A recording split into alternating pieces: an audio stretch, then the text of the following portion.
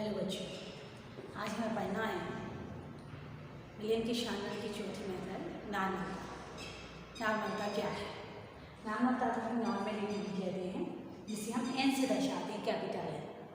Normality का मतलब होता है 1 लीटर विलियम में विले के कितने ग्राम तुल्यांक की भार भरे हुए हैं। मतलब 1 लीटर विलियम में उपस्थित विले के ग्राम तुल्यांक की संख्या या ग्राम तुल्यांक की भार विलियम की नॉर्मलता कहलाती है। मतलब 1 लीटर विलियम में कितने ग्राम तुल्यांक की भार मिला हुआ है विले का, वह उसकी नॉर्मेलिटी या नॉर्मलता कहलाती है। अब नॉर्मलता के लिए फार्मूला क्या लिखते हैं? तो नॉर्मेलिटी के लिए फार्मूला लिखते हैं विले के ग्राम तुल्यांक की संख्या बटे विलियम का लीटर में आयतन।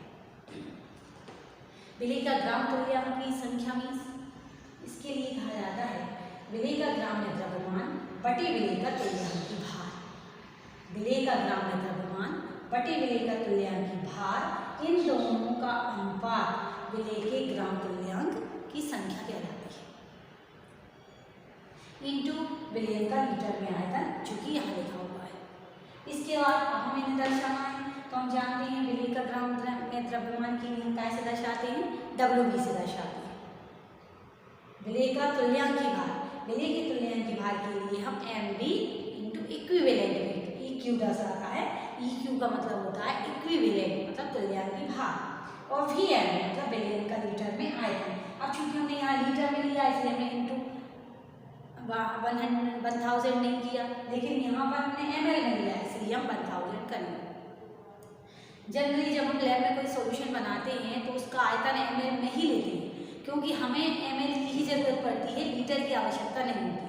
इसलिए हम ml में ही सॉल्यूशन बनाते हैं, हमें अधिक आयतन की जरूरत नहीं होती है, फलस्वरूप ml में ही बनाया जाता है।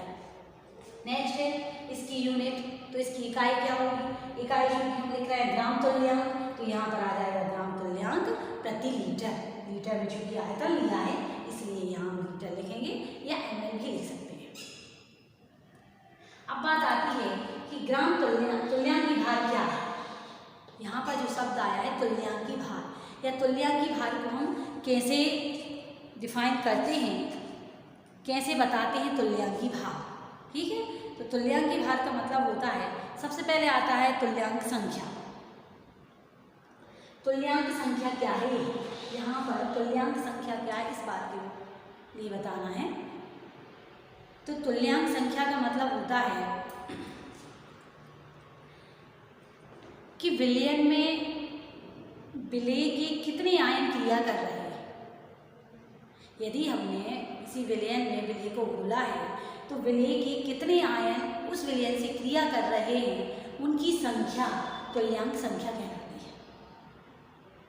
तुल्यांक ग्राम तुल्यांक संख्या का मतलब है यहाँ पर कि किसी भी विलियन में विले के कितने आयन क्रिया कर रहे हैं, उनकी संख्या तुल्यांक संख्या कहलाती है। अब आता है कि हम तुल्यांक की भार कैसे निकालें। तुल्यांक की भार को हम कैसे निकालें? तो तुल्यांक की भार को निकालने के लिए फार्मूला दिया जाता है तुल्यांक की भार। तुल्यांक की भार वैसे वास्तव में किसी भी, चाहे यौगिक हो, चाहे परमाणु हो, चाहे अणु हो, चाहे आयन हो, उसका अनुभार और उसकी संयोजकता का अनुपात है। मतलब यदि हम लिखें हम तुल्यांक की भार को फार्मूले के द्वारा दर्शाएं, तुल्यांक की भार बराबर आता है फार्मूला अनुभार बटे n। यहाँ पर n का मतलब क्या? n वह कारक है जिसका हमें तुल्यांक की भार निकालना है। जैसे मान लो हमें किसी अम्ल का निकालना है, अम्ल का जब हम तुल्यांक की भार निकालते हैं तो अम्ल का तुल्यांक की भार निकालने के लिए यहाँ पर फार्मूला आएगा अनुभार बटे, चूंकि अम्ल है तो अम्ल में क्या होगा? विस्थापित होने वाले H+ आयनों की संख्या, और H+ आयनों की संख्या को हम यहाँ क्या कहते हैं? क्षारकता। तो यहाँ पर अनुभार बटे उसकी क्षारकता। यदि हमें क्षार का निकालना है तो क्षार के लिए भी हम क्या करेंगे? किसी भी क्षार का निकालना है हम अभी निकाल के भी देखेंगे किस तरीके से इसको हम बताएंगे। उसके लिए भी फार्मूला क्या बनेगा, अनुभार बटे उसकी अम्लीयता। अम्लीयता का मतलब होता है OH की संख्या, OH आयन की संख्या, उसे अम्लीयता कहते हैं। फिर यदि हमें किसी आयन का निकालना है, मान लो हमें किसी आयन का निकालना है, तो आयन के लिए भी हम क्या लिखेंगे, आयन के लिए भी यहाँ लिखेंगे अनुभार बटे आयन पर उपस्थित आवेश, आयन पर उपस्थित आवेश। अब हमें किसी लवण का निकालना है, तो लवण के लिए क्या लिखेंगे, वही लवण का अनुभार बटे धनात्मक आयनों की संख्या अथवा ऋणात्मक आयनों की संख्या। इस तरीके से हम तुल्यांक भार निकालते हैं। तो तुल्यांक भार वास्तव में किसी भी यौगिक का, चाहे वो अम्ल हो चाहे क्षार हो, चाहे हम किसी आयन का निकालें, चाहे हम किसी लवण का निकालें, मतलब पदार्थ हम किसी भी रूप में लें, उस पदार्थ का अनुभार बटे n का मतलब होता है उसकी विशेष रूप से संयोजकता। यदि हम अनुभार का निकालें, अम्ल का निकालेंगे तो क्षारकता आएगी, यदि क्षार का निकालेंगे तो अम्लीयता आएगी, यदि आयन का निकालें तो आवेश आएगा। अब एग्जाम्पल हमें निकालना है, मान लो यदि हमें किसी अणु का निकालना है, तुल्यांक भार निकालना है किसी भी पदार्थ का, फॉर एग्जाम्पल हमने लिया HCl, यहाँ पर हमें HCl का तुल्यांक भार निकालना है। तो HCl के तुल्यांक भार के लिए क्या लिखेंगे, सबसे पहले HCl जो कि अम्ल है, HCl अम्ल है, इसकी क्षारकता क्या होगी, H+ आयनों की संख्या। इसकी क्षारकता क्या होगी, H+ आयनों की संख्या, मतलब यही इसकी संयोजकता कहलाएगी, या जिसे हम N कहें। N आपका क्या है, H+ आयन। तो यहाँ पर हम देखें HCl का अनुभार निकालें यदि हम, तो हाइड्रोजन का होता है 1 परमाणु भार, प्लस Cl का अनुभार क्या होता है, मॉलिक्यूलर वेट 35.5 अपान यहाँ पर H+ आयनों की संख्या मतलब 1 बन दिया गया है। तो इसका जो तुल्यांक भार होगा वो होगा 36.5।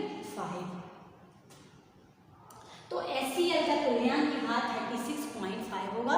इस तरीके से हम किसी भी यौगिक का तुल्यांक भार निकाल सकते हैं। तो ग्राम तुल्यांक संख्या का मतलब होता है विलयन में उपस्थित आयनों की संख्या, कितने आयन क्रिया कर रहे हैं उस विलयन में, और तुल्यांक भार वास्तव में क्या है, उस यौगिक का अनुभार बटे उसकी संयोजकता का अनुपात है, या हम n कारक कहें।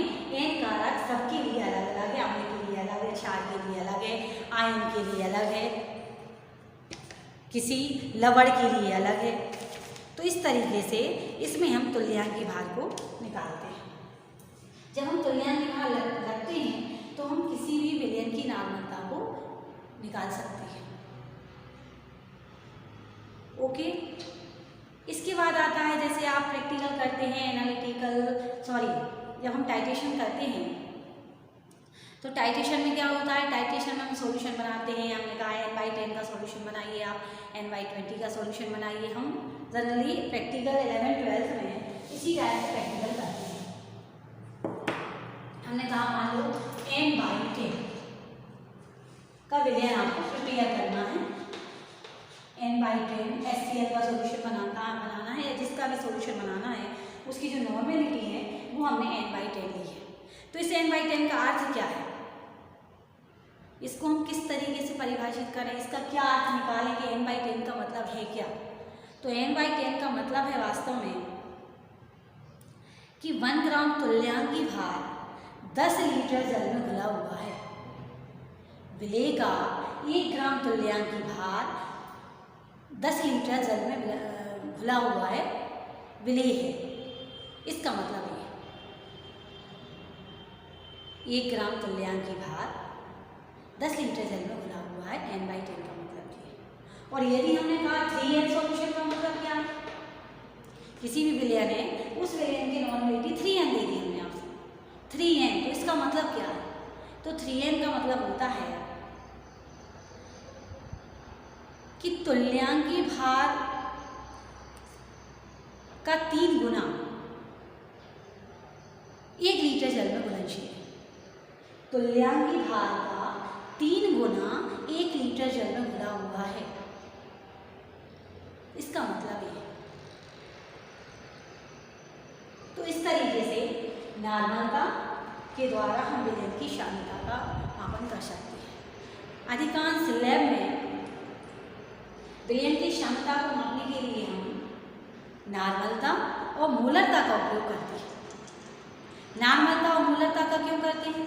क्योंकि नॉर्मलता और मूलरता दोनों ही द्रव्यमान आयतन के संबंध को बताती है। दोनों ही द्रव्यमान और आयतन के संबंध को बताएंगे और दोनों ही ताप से प्रभावित होती है। हमने पहली क्लास में बताया, पिछली क्लास में, कि मूलरता किस तरीके से ताप से प्रभावित होती है। तो यहाँ पर नॉर्मलता और मूलरता दोनों ही ताप से प्रभावित होती हैं, दोनों ही द्रव्यमान और आयतन के संबंध को दर्शाती हैं और दोनों का ही उपयोग प्रयोगशाला में विलयन की शांतता को मापने के लिए किया जाता है। क्योंकि दोनों आयतन संबंध को बता रही हैं और आयतन को मापना आसान होता है। प्रयोगशाला में जब हम आयतन को मापते हैं तो भारों की तुलना में आयतन को मापना बहुत ही आसान होता है। इसलिए हम इनके लिए प्रयोगशाला में विलयन की शांतता को मापने के लिए नॉर्मलता और मूलरता का उपयोग करते हैं।